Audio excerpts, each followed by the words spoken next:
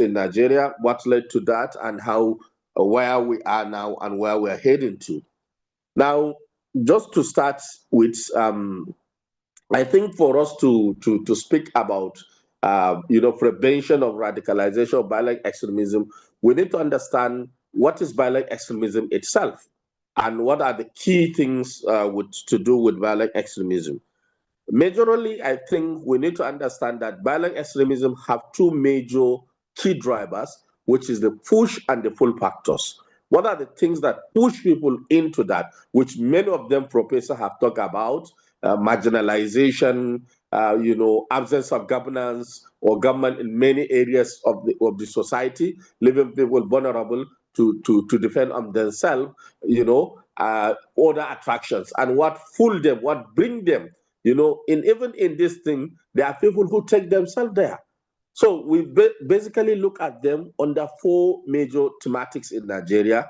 We look at issues around religion, we look at issues around politics, we look at issues around economy, and we look at issues around social to define these two major drivers. How each of these, contributes to either pull or push factor that today led to where we are. And also we need to look at, the history, how the violent extremism or the radicalization or whatsoever we're discussing about today evolved. And has government done what is expected initially? If they have done, will we be where we are today? Possibly no. So these are some part of things that I think people need to know, before we delve into this. So now, coming back to our presentation, let's look at the digital threats landscape in Nigeria so far. Now, in Nigeria, as far as sources from the National Communication Commission, 2024 and NBS used statistics, so we have over 154 internet users in Nigeria. 154 million internet users in Nigeria. Mind you, these are internet users. So somebody may have two systems, may have three, but it's calculated the total number of gadgets and other things that are on internet in Nigeria, which is stand for about 154 million. Then it says further that we have over 33 million active social media users. Out of these 33 million, 70% of them is what? Are youth between the ages of 15 to 35, which are online population. So what are the digital vulnerabilities with regard to this? Now, number one, we look at it, the widespread of use of social media platforms. WhatsApp, Facebook, Telegram, TikTok, for information sharing. Many of us from the north and even those from the south are angry with the way recently, if you go to especially on TikTok, you will see bandits. You will see the AOJs with Boko Haram, the Lakurawas and whatsoever, doing their business openly and clearly live on TikTok, and nothing is happening. You will see on Telegram how they are sharing, creating platforms and other things. All these are what are advantage they are taking with use of what? Digital literacy, with use of what? Internet. Eventually, we can say social media. Now, limited media literacy and critical evaluation skills among youth population. Are the youth even aware of the dangers of social media? Are even aware of the implication where this can take them, what happened, when, and where?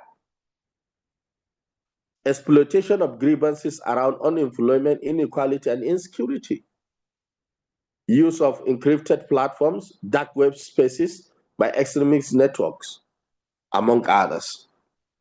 So I will not spend time on this. When you get the paper, you will be able to see and you will read by yourself and get back to me if you need any further explanation, because I have more than 15 slides and I know I have very few minutes.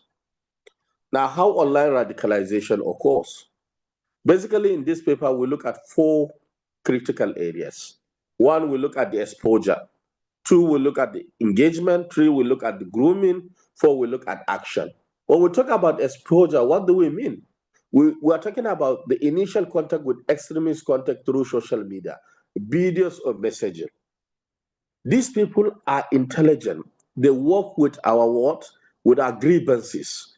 They work with they work ahead of ourselves. They know our problem because most of them, they are from us.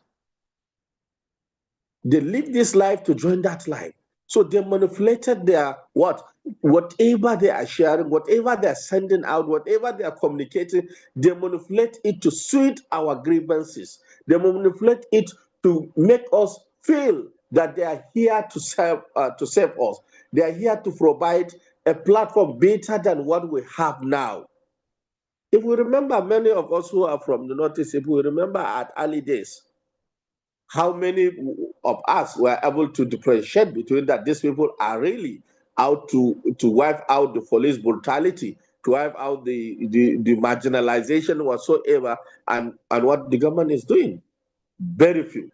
We all believe at the early stage that these people are here to what? To rescue us, to end this stupidity by the government, to bring an end to difficulties people are facing through, to provide an alternative, because they are what? They are using our grievances to promote their self-centered interests. Until when? When they started what? Now attacking the ordinary citizens. Because they no longer have much to do with the police, with the military. Now they will do, they have also learned their tactics, their ways. Now who is at the vulnerable, like the Prof talk about? You have about 200 villages or communities at Zambiza forest with no presence of single police or military or anything. Now these people have gone and they are living there. You are 18 and they say, come and join us. Will you say no?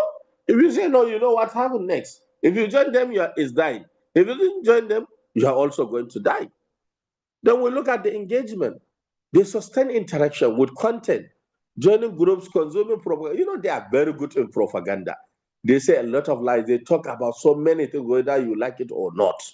And you may begin to believe. And when things continue to happen, continue to come, that's why many of us today, when we're on social media, will say, no, no, no.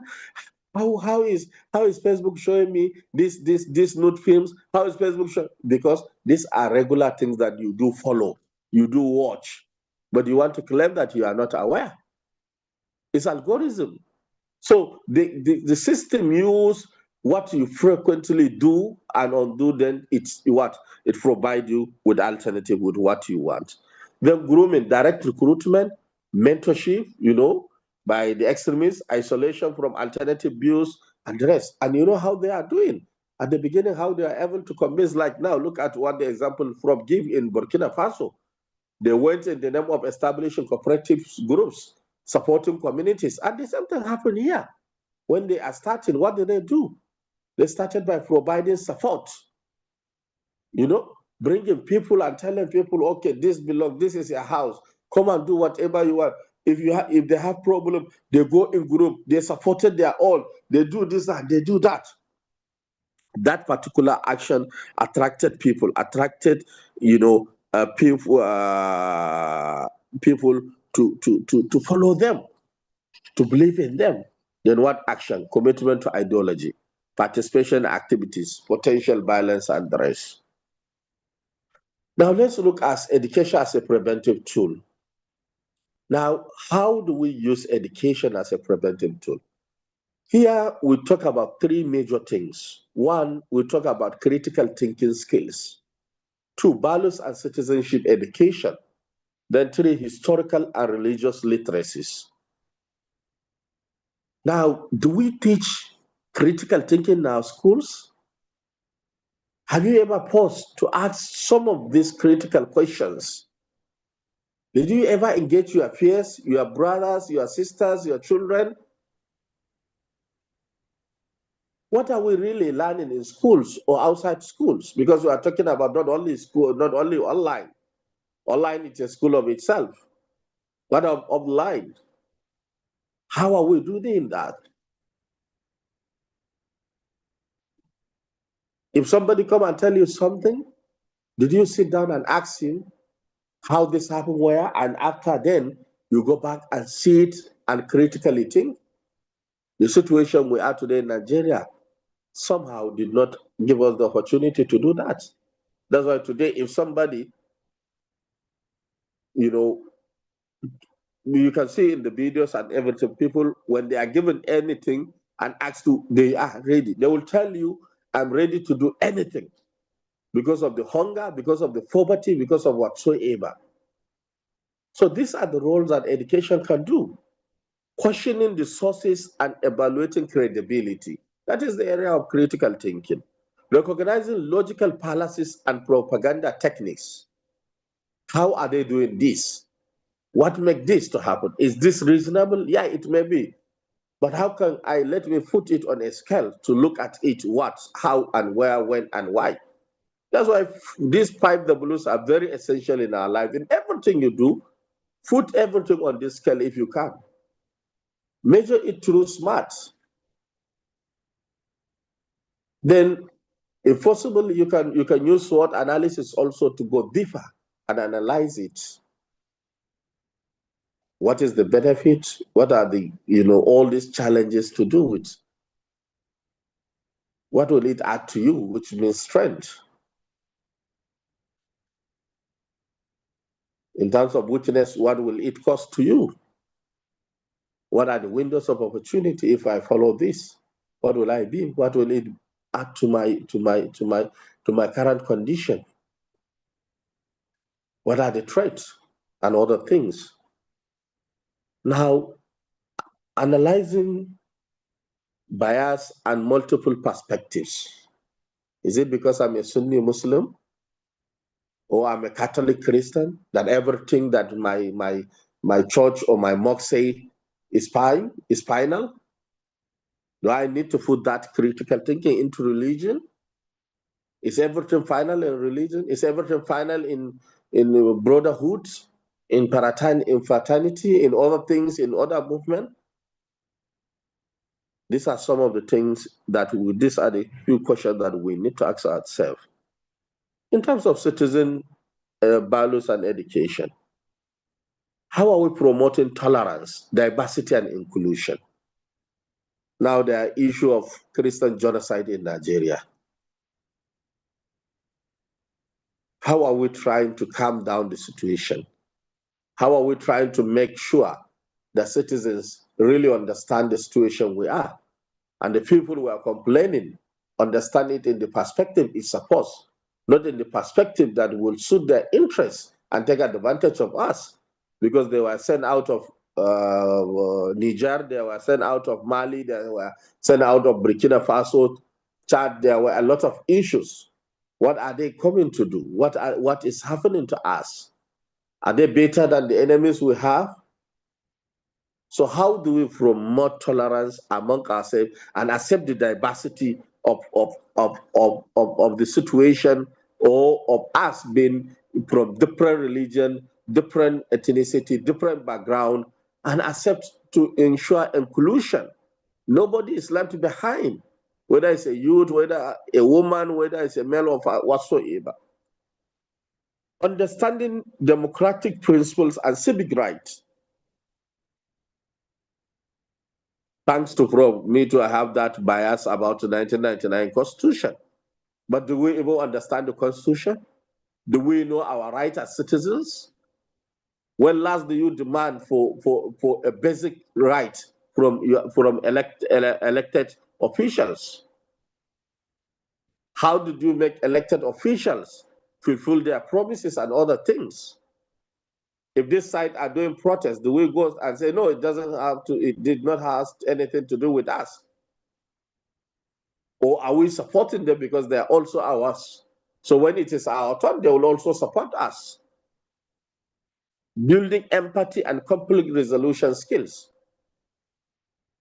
Let us not fall into the issue of sympathy, but let's understand the term empathy. How do we do that? And how do we build skills among the citizens in terms of conflict resolution? Because many of today's issues we are facing in Nigeria, there are minor things that we can solve at the level of family, at the level of community, but we allow it to grow to become bigger. And we take it now to police and military, or who has less skills, And eventually, at the end, we find ourselves in a very delicate situation that we cannot handle.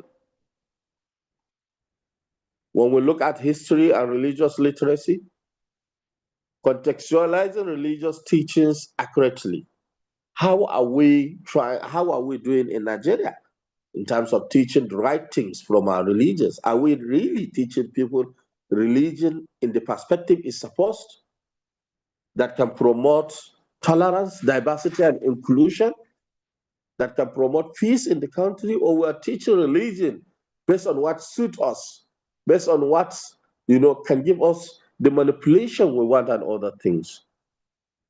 Understanding Nigerian diversity and share history. Are we teaching the right history? In fact, funny enough, sometimes back Nigeria even suspended the teaching of history in our schools. Thank God that recently it is, returned. But now, if you look at 90% of those who write something, book or papers on Boko Haram crisis, they never set their foot on Nigerian soil. Even if they do, they never been to Maiduguri or Yobe or Adamawa or Kano or any. They just depend on information from internet and other, sources. And they can now claim and tell you more about Boko Haram than what you didn't even know. Where are we? How do we allow others to be telling our history? Because we didn't value history. And that's why things are repeating themselves in this country. Countering misinterpretation of religious texts. If you go to every religion, either in Christianity, in Islam, everyone will tell you this church have their own definitions of tongues. These mosques have their own definition of tongues. Where is the unified definitions? Where are the terms? How can this happen? How can this help to reduce the tension and other things? So education builds resilience against extremism messaging by developing critical thinking, fostering social cohesion, and providing alternative pathways for youth, women, and everyone engagement, but especially the youth, because we focus more on youth here. Now, digital literacy, what are essential competencies? Because I'm looking at time, so maybe some of these things I will be speeding off. One, information evaluation. What do we do in information evaluation? Fact checking and source verification. Thanks to CDD Nigeria, to so many of their daily trusts and other platforms, I see that they have, now adopted the use of fact checking. Whenever there is issues of national interest that become so critical, they do fact checking and tell you whether this is true or this is false. But how many people are aware of this? And there are so many platforms which you can go and check and find some fact checking,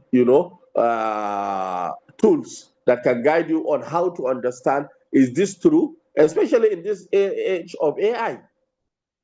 I saw one last 3 weeks, one very respected PhD holder on LinkedIn sharing a fake AI generated image of Sheikh Ahmed Gumi being arrested. And people come on him, firing him that this is fake, this is fake. So how can we avoid this kind of embarrassment in a public domain? So we need to adopt the use of fact checking and source verification for any information we receive. We need to be careful so that we will not go and become victims, sharing information that we are not aware of, and we end up what? Being in jail. Identify misinformation and disinformation. These are critical terms that I think one day we need to discuss about misinformation and disinformation. What are the difference? And including malinformation. How what do you call them? Radical or extremist groups using this thing to distort information intentionally. Understanding algorithm filtering and bias. This is for digital guys. How you can use algorithm and other things too, and how are we using them to, create bias, filtering other this thing and that. Then number 2, safe digital engagement, privacy protection and data security. How many of us read through all these things when we are applying for something, or when we are, approving something, when, how are we, how knowledgeable? It's just digital space now become like the usual days of bank. You go to bank, they give you a lot of forms, and you say, I know it's fine. They will tell you, no problem, no problem. You go ahead and sign. Until when you have problem and you take the bank to court, then you will now begin to see, you have made a wrong, you affect your signature in a wrong place because you have not read, you have not understand what the content is. So how are we trying to protect our safety? That you are given permission, you don't even know whether you are given permission to a nude company that they can use your picture to do anything. Because these are some of the things that may soon happen. You don't know. So we need to be careful about our privacy and data security in digital space. These people have been recruiting online for quite a long time. Are you aware that now the Trans-Sahara movement from Nigeria to Niger to Libya to Mali is increasing daily? With many Nigerians today, young people are being imprisoned in Libya on their way to Europe and others. They will be exploited until the last kobo they have, violated and other things, and they will not even, in fact, physically they are being sold as slaves.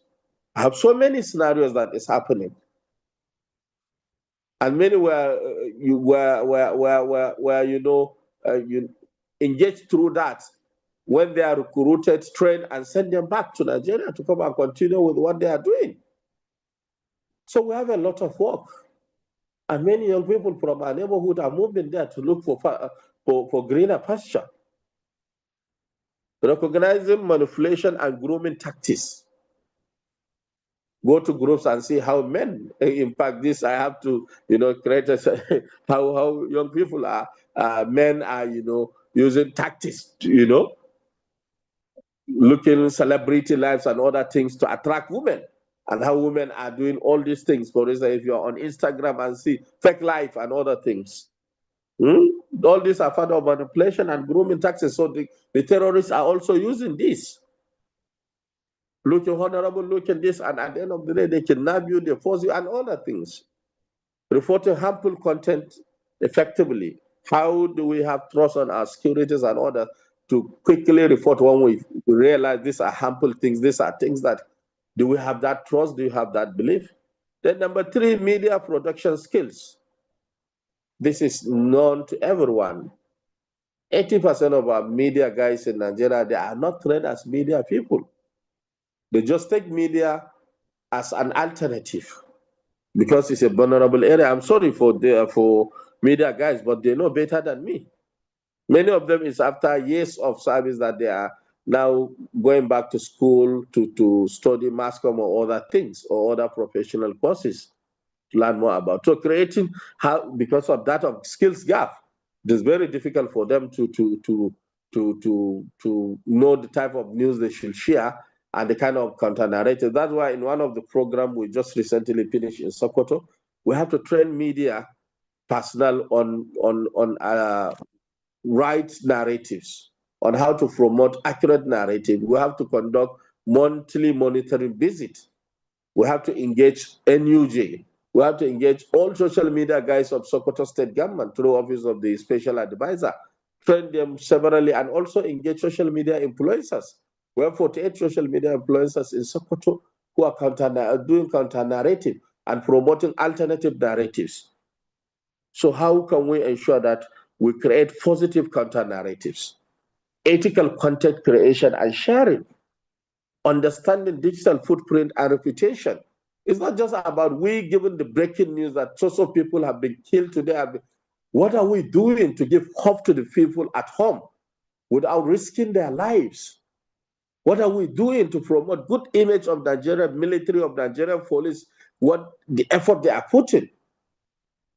Despite underserved, despite lack of motivation and other challenges.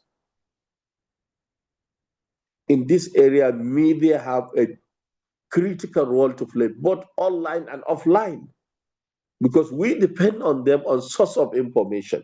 especially in this country. Then the last one under this digital literacy essential competencies is critical consumption. How are we analyzing persuasive techniques in media? Understanding context and framing, resisting echo chambers and filter bubbles. How are we trying not to succumb to pressure of enemies and other people who are trying to say, this, that, that. You know, sometimes people who come out and protest, they are minorities and they are not saying the right. But because of they are huge, we fall to them. And that's why so many things happen in Europe. If you remember, they have the mouth, they have other things. I respect everybody's gender. I won't talk much. But that's how things are happening.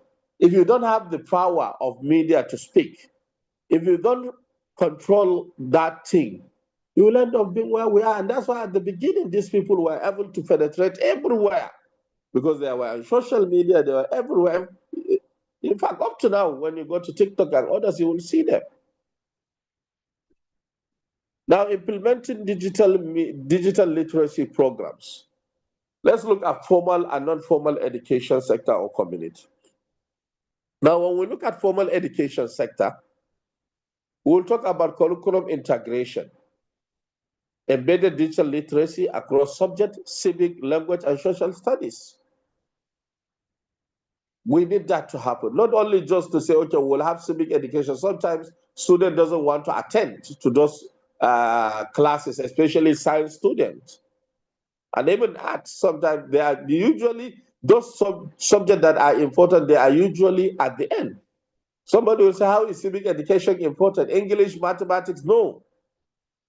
This is something that will give a child a reason to believe in his country, a reason for him to believe in what is happening, to have trust. But patriotism is no longer in existence. That's why we take them to the last, I forget the name in the class, last subject of the day. And that time students are tired, are hungry, and are eager to go back to dormitory or hostels. Teacher training, equip educators with skill to teach critical media analysis and other things.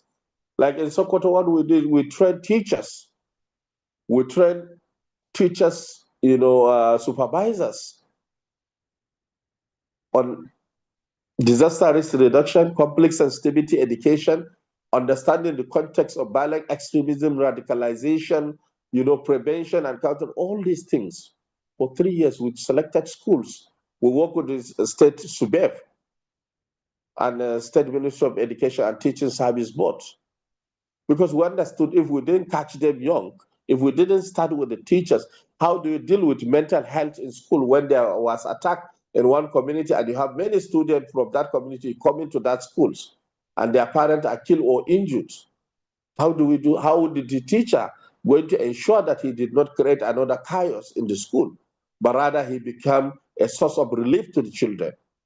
We have to integrate psychosocial support and other things. So we need to look at, when we're dealing with this is a holistic issue that requires every aspect of our life.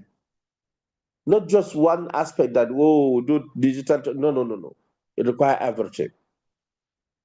Then we look at school programs, clubs, debates, journaling. I remember when we were in school, we have press club, we have drama club, we have all these clubs who are helping us to what? To speak, to moderate, and to do everything, And today, even though in Sokoto we created some of this, in universities, we created peace clubs in 5 tertiary institutions in Sokoto.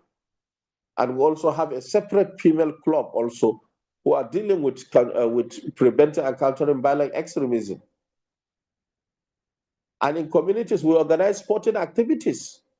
In fact, there are 2 communities that they don't talk to each other, the youth, they don't engage in any other thing. Locally, we come across them, we establish a football match, they play their first football match, and during that sporting, because we do traditional games and other sporting, during that game, one of the guys from the other community saw a girl from the other community, and today they are happily married and they have children. And in fact, as at now, these communities are living in peace and are playing sport together. See how sport unites a community. Then age-appropriate content. We need to understand this. If we're talking to primary school student, if we're talking to secondary school student, tertiary school student, graduate, what do you call them, nursery student, and all these things, which language, what type of talks do we need to talk to them? How and where and when? We need to understand. These are some of the gaps, because that's why if you are watching films like American and all that, you will see the foot age. They say this film can be watched with children under 13 or below 13 or above 13. And even in this digital era, look at what is happening now in the global north. Australia are banning the children below the age of 16 from using, social media.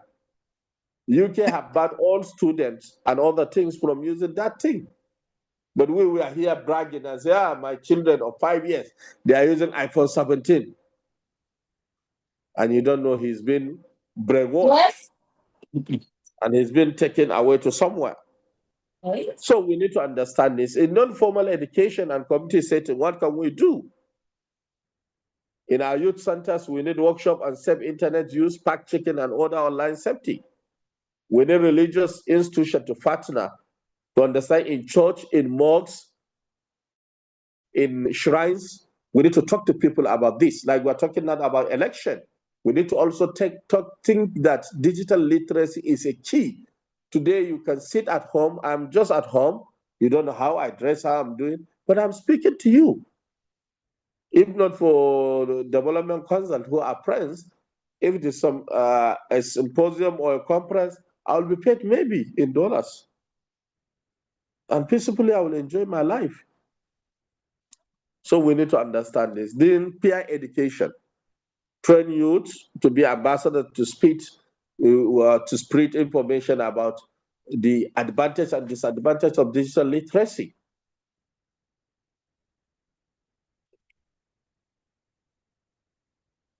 So here we say multi-stakeholder collaboration between government, educators, tech companies, civil society, and community leaders is key to succeed in the digital literacy transformation in our society. Now, counter-narratives. What are the strategic messages?